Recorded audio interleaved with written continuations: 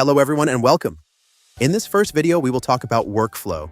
And to set up a good workflow management system, the very first and one of the most important things you need to do is check on your user management. Therefore, we will go to the users. We see here the user Steven Lemons,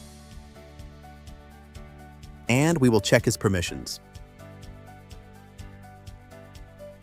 There we can see for the workflow management, Steven can approve invoices.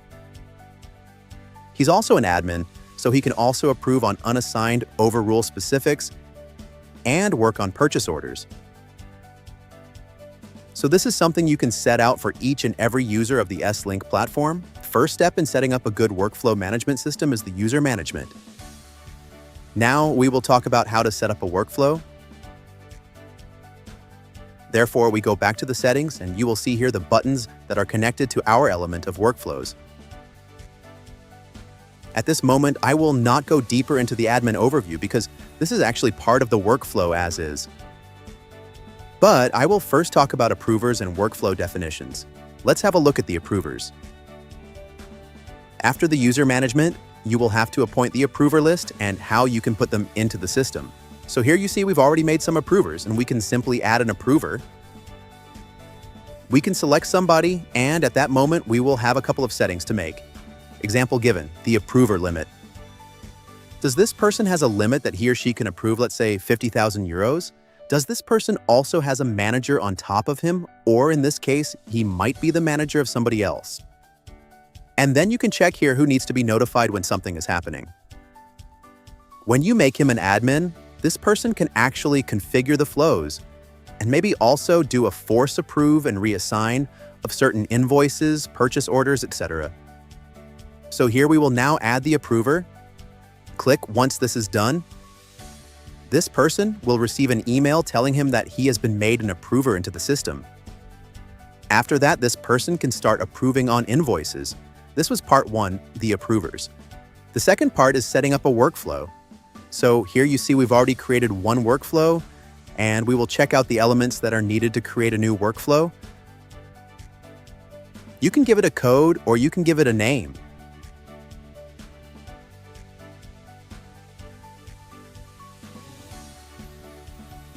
And let's talk about invoices. The priority is actually just a number you can give. And when it's 100, it will always be first priority. But sometimes some invoices are less priority. Let's say we are talking about invoices with a minimum amount of 200 euros and a maximum amount of 8,000 euros. Let's keep it broad. We can escalate this after 100 hours, and it's an active workflow. We can specify on which vendor this workflow might apply. This is not necessary. If you don't give up a vendor at that moment, this will actually apply to all the invoices falling between these margins.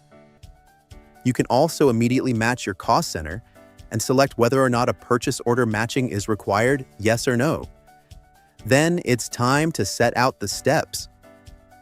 You can say that anyone can approve, that all are required to approve, or that the first that has the approval rights to this limit when he or she has approved, then the approval gets to the next step.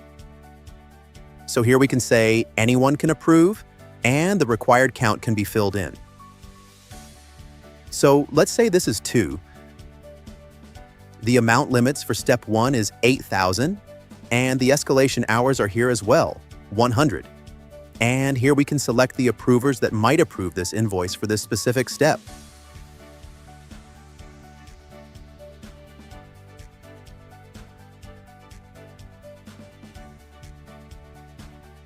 We can then add a second step, and here you say all required.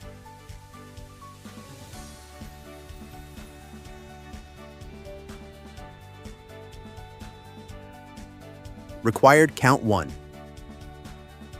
The account limit stays 8,000. The escalation hours 50. And here you can select only one approver. And at this moment, we can save, and now we can actually organize a workflow request.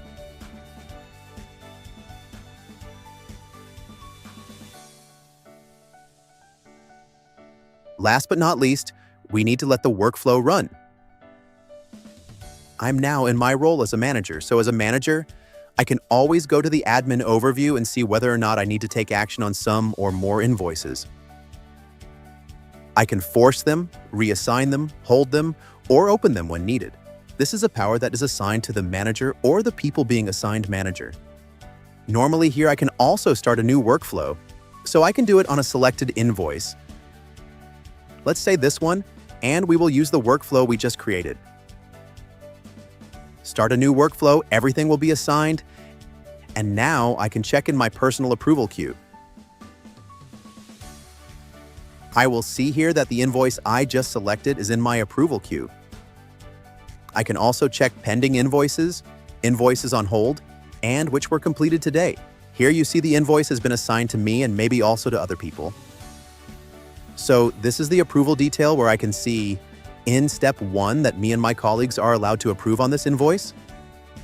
And in step 2, the overall manager needs to approve as the final step before payment.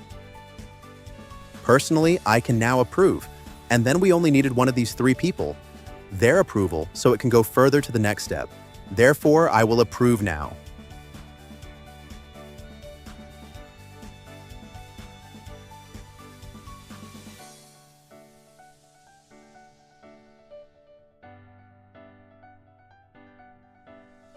Thereby, this step 1 is approved. At this moment, I can check my approval queue and you will see that the invoice is gone. You can also check on unassigned invoices. There are none at the very moment, and I can check on my approval queue on what is pending. Example given, there are some other which are still pending. I can open them and check on what is required. I see here that there's still another step needed to the approval for this invoice. And at that moment, a specific escalation has been set out by S-Link itself I can approve.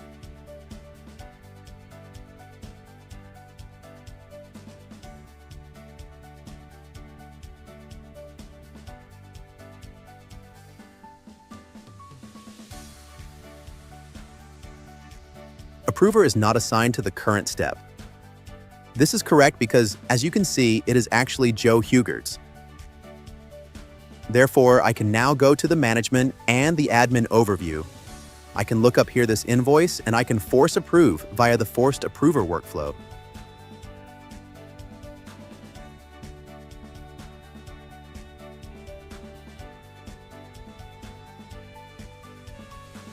These are some of the features that our approval flow needs. It is important to understand that all this is available without any user limit or without any extra licensing costs for extra users. Thanks a lot for watching.